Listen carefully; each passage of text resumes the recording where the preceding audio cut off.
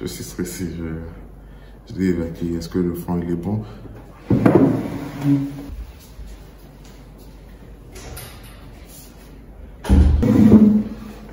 Bah ça va, on va dire que ça va.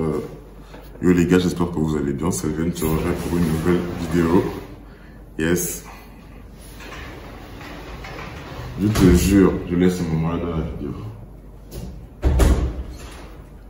Yo les gars, c'est Sylvain qui revient pour une nouvelle vidéo. J'espère que vous allez bien. On se retrouve pour une vidéo, pas spéciale, tout juste pour une vidéo.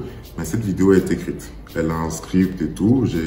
Je vais d'un point A à un point B. D'ailleurs, le fait de vous dire que la vidéo est écrite, c'est quelque chose que j'ai écrit. C'est-à-dire que j'ai écrit le fait de vous dire que j'ai écrit la vidéo. C'est scripté, je vous ai dit.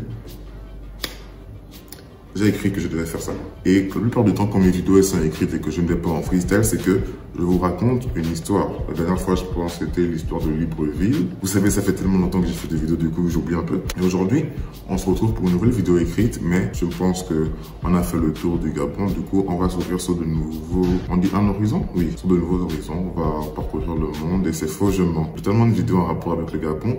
C'est même une vidéo sur la mythologie gabonaise. Oui, en fait, on a tendance à oublier que nous, en tant qu'Africains, en tant que machin, tu vois, on a notre propre folklore, notre propre mythologie.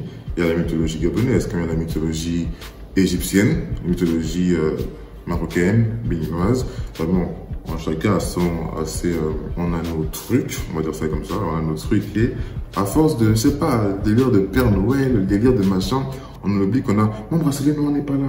J'arrive. Elle vient! Elle vient! Ouais, c'est comme ça. Elle vient! Oh!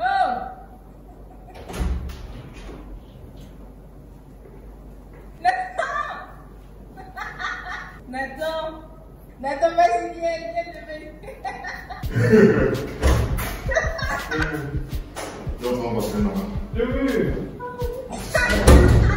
Du coup, ouais, j'ai retrouvé, en fait, je l'avais oublié aux toilettes quand je me suis lavé les mains parce que je suis un garçon propre. Lavez-vous les mains quand vous sortez des toilettes. Et ce mouvement est très efféminé. Je m'en fous, je n'ai rien à prouver car jusqu'à preuve du contraire, j'ai le bac. Si je veux faire des mouvements efféminés, je fais des mouvements efféminés. Bref. Ah ouais, je disais que blablabla, on a notre culture, nos histoires, blablabla, machin, et on a tendance à l'oublier parce que occidentalisé, blablabla, blablabla, blablabla. Ça fait trop longtemps que mon coiffeur m'a vu. Laissons ça comme ça. Faisons comme si ça n'existait pas. Faisons, voilà. Laissons, cheveux, quels cheveux? Moi, j'ai pas de cheveux, moi. Bref. En fait, déjà, petite anecdote autour de ce dont nous allons parler aujourd'hui. Quand j'étais petit, avec mes frères et tout, mes frères et sœurs d'ailleurs, on avait un oncle. Il s'appelait Tonton. Et Tonton, c'est le genre d'oncle qui... Mais tais-toi! J'en ai marre. C'est la fin de la vidéo. On s'attrape pour une prochaine vidéo. Là, il est 16 h. J'essaie de tourner depuis tôt. Mais il y a des travaux partout à côté chez les voisins et tout. Du coup, il y a plein de bruit tout le temps et ça me fatigue. Bref. Du coup, ouais, je disais, on a cette... Tonton, du coup, lui, c'était le genre d'oncle qui aimait beaucoup faire peur. Vous voyez, les oncles qui aiment raconter des histoires qui font peur aux enfants et tout. Il faisait beaucoup ça avec nous, que ce soit moi, Nathan, Moutou, Mimique, mon grand frère, Ruth. Vous voulez d'autres noms de membres de ma famille? Nanou, comme ça, voilà. Un autre, Esther. Un autre, Mayou. Et Tonton, en fait, il y avait un mot qui revenait beaucoup quand on était petit, c'était le mot essigui. Il utilisait ce mot de ouais, si tu sors de nuit, les essigui vont venir te chercher. Attention, les essigui, où il mangeait notre nourriture. On lui demandait ouais, Tonton, qui a mangé notre nourriture? Et il nous répondait c'était les essigui. Du coup, pour moi, les essigui, c'était vraiment un mot qu'il avait inventé comme ça et tout. Pouf. Et puis un jour, je tombe sur un TikTok que je mets dans la description. Et dans ce TikTok, on parle d'esprit gabonais. D'accord, on parle d'esprit gabonais et tout. Ces esprits s'appelle Isiki. Et j'ai fait le lien entre les Isiki et ce que tu entends appeler les Esigi. Et j'ai compris qu'en fait, les Esigi, c'est les Isiki. Et j'ai décidé aujourd'hui de vous parler de ça. C'est long comme introduction. 10 minutes que je... Pour définir vite fait ce qu'est un Isiki, on peut le définir comme étant un nain très moche et avec beaucoup de cheveux. Petit, moche, cheveux. Pas le mot de godé. Pour écrire cette vidéo, je me suis un peu renseigné à gauche et à droite et je suis tombé sur la chaîne YouTube d'une fille qui s'appelle Miss Unknown, du coup inconnue, mademoiselle inconnue, qui a fait une vidéo sur ça, en description aussi. Quand on parle des Isiki, c'est souvent accompagné d'une histoire. Une histoire que je vais vous raconter maintenant. L'histoire, je vais raconter. Parlez-moi un peu de vous depuis l'époque. Qu'est-ce que vous deviez les vacances? Ça se passe bien? Du coup, il y a longtemps, dans un village, en fait, j'aurais aimé tourner la nuit pour une ambiance un peu machin et tout. Je pense que si je joue avec l'éclairage, je peux donner une ambiance ténébreuse, mais c'est pas naturel, pas pareil. Donc bref. Il y a longtemps, dans un village au sud du Gabon, vivait... Qui ça? Il y a longtemps, dans un village au sud du Gabon, vivait un homme qui répondait au nom de Ndoye. Ndoye venait de perdre son père. Enfin, ça faisait quelques jours que Ndoye avait perdu son père et tout. Du coup, Ndoye est triste. Bonjour, je m'appelle Ndoye, je suis triste. Pourquoi tu es triste, Ndoye? Mon papa est mort. Du coup, voilà le contexte de la chose. Ndoye vient de perdre son père. Sauf que, sur son lit de mort, son père lui a tenu des mots. Son père lui a dit des choses. Le père de Ndoye, on va l'appeler Papa Ndoye.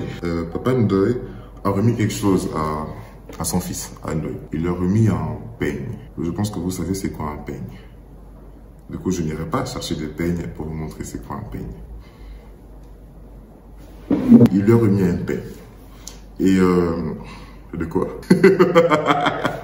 Je suis beaucoup trop investi dans mon humour. Et quand il lui remet le peigne, il lui dit des mots. Comme je dis, il lui dit des mots. Il lui dit, bon là je vais devoir lire pour moi ce qu'il lui a dit. Le soir de ma veille mortuaire, garde ce peigne dans ta poche et remets-le à celui qui le réclamera. C'est tout ce que j'ai à dire. Le papa va mourir et tout. Il est là, il sait qu'il va mourir. Il a son fils, dernière parole. Donne le peigne à celui qui va demander. Fin. Parce qu'il dit vraiment... C'est tout ce que j'ai à dire. Du coup, le soir de la veillée mortuaire, Ndoye était là. Il y a des pleurs, il y a des machins et tout. Et lui, il faisait tout pour rester fort. Et au bout d'un moment, il avait besoin de se libérer un peu de cette ambiance pesante de mort, vraiment l'esprit criminel de cadavre. Et du coup, pour fuir un peu ce mood-là, il s'écarte. Et du coup, pendant qu'il marchait, il pensait à tout et à rien. Il pensait à comment il devait partager et gérer l'héritage des terres que son père avait laissé. Et pendant qu'il marchait dans la nuit, Ndoye vit ce qu'il pensait être un petit garçon. Vraiment, parce qu'il voit une silhouette noire sur le chemin qui menait à un champ. Du coup, Ndoye dit à ce qu'il pensait être un petit garçon. Petit, que fais-tu dans l'obscurité? Tous les enfants dorment à cette heure, car les esprits accompagnent mon père. De qui es-tu le fils? Le mystérieux garçon debout et de dos avançait, et Ndoye s'est mis à le poursuivre dans les champs pour le ramener au village. Qu'est-ce qu'il est gentil, Ndoye. Quand brusquement le garçon s'arrêta. Rien ni personne autour, juste la lune pour témoigner. Rendez-moi mon peigne. J'ai fini de travailler pour votre famille. C'est le moment de me libérer, dit-il. Mais d'une voix grave, qui n'était certainement pas celle d'un garçon. Du coup, c'était plus rendez-moi mon peigne. J'ai fini de travailler pour votre famille. C'est le moment de me libérer. Et Ndoye rétorque en disant, j'ai pour instruction de remettre ce peigne au premier qui le réclamera. Mais avant, je voudrais savoir qui tu es et qu'est-ce que tu as fait pour ma famille. Tu n'es pas un enfant? Es-tu un nain ou un génie? Parce que je vous rappelle, ils sont petits, il pensait que c'était le bébé. Lorsqu'il se retourna, Ndoye poussa un cri ahurissant, tant il était moche et répugnant. Environ 50 cm de muscles, des habits très sales et déchirés, les cheveux et les ongles longs, avec la barbe épaisse traînant jusqu'au sol. Je vous ai dit qu'ils étaient vilains, non? Nous on sait que c'est un Isiki, mais Ndoye ne sait pas encore, du coup on avance en même temps que Ndoye. Il répond, je vis dans les champs, je suis un Isiki et j'existe depuis toujours. Mais je fais partie des créatures de l'ombre destinées à rester à l'abri de la lumière et des regards humains. Rares sont ceux qui me rencontrent et quand c'est le cas, notre défense est effrayée.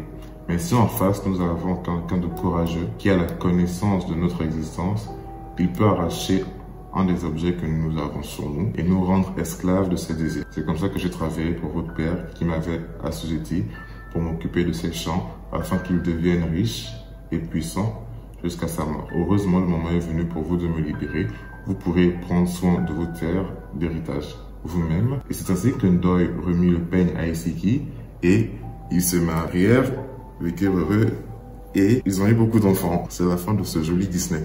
Du coup, Ndoye remit le peigne un Isiki. Et depuis ce jour, il sut qu'il existe dans les champs des créatures mystérieuses. La légende urbaine un peu des Isiki, c'est que les Isiki se cachent la nuit dans les bananiers. Quand vous croisez la route d'un Isiki, il y a deux trucs. Soit vous vous faites toucher et vous mourrez. Et si vous avez des enfants, vos enfants meurent. Si vos enfants, les enfants de vos enfants meurent, et ainsi de suite, vous mourrez, votre lignée avec. Soit vous arrivez à arracher son peigne. Les peignes, les cheveux. Et, excusez-moi, on voit les flammes sur ça. Soit vous arrivez à arracher le... Vous entendez les travaux qui reprennent? N'est-elle pas belle la vie? Du coup, soit vous arrivez à arracher son peigne, et alors là, l'Isiki devient esclave, votre esclave, et il fait un peu tout ce que vous désirez. C'est une histoire que je trouve très... pas forcément belle, vraiment, elle est bien, mais très peu connue, d'accord? Très peu connue. Et ce serait bien qu'on apprenne aussi, vous voyez, des histoires de chez nous. En France, pour faire peur aux enfants, je sais pas, il y a le Père Fouettard, qui est un peu l'homologue méchant du Père Noël.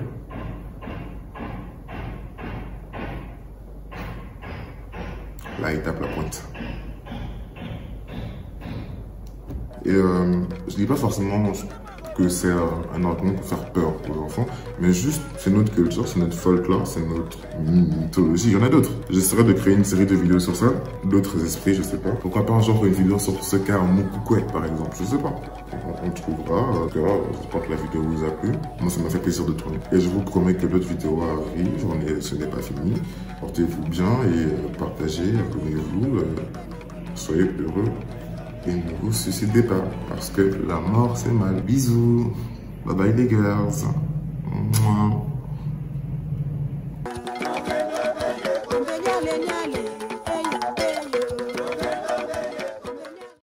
Pablo.